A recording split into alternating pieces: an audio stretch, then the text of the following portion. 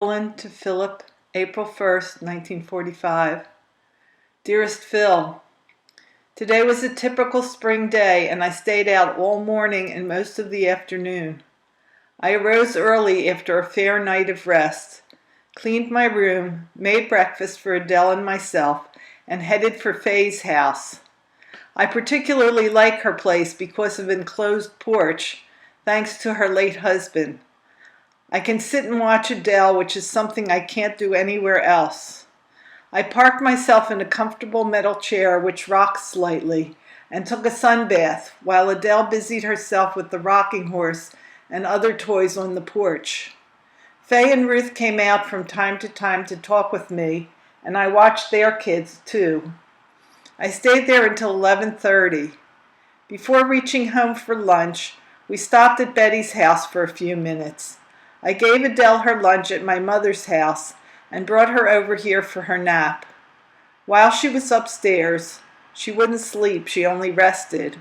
I took off the parlor set covers, cleaned the set with the hand sweeper, and put camphor in it.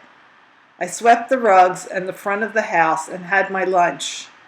By this time, Adele was getting restless, and I dressed her in her little red and green plaid skirt, gave her some milk, and took her out again. Adele woke with a slight cold this morning and had a little trouble getting one eye open. As the day wore on, she seemed better, so I kept her out all day. I hope all traces of it will be gone tomorrow, so that I'll be able to take her down for her scarlet fever injection. I gave her a warm bath this evening and put Vicks in her nose before she went to sleep. While I was out with Adele in the afternoon, Petey made 3 snaps, 2 of Adele alone and 1 of her and myself. I wasn't dressed. I'm wearing a jumper and socks, but I don't think you'll be able to tell.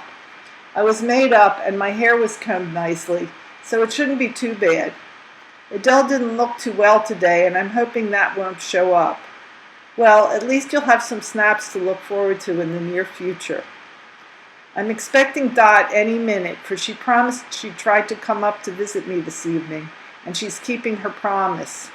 She wants to read your 22-page letter, so I'll probably knit while she does, if I don't help her reread it. No matter how many times I reread that letter, I still enjoy it.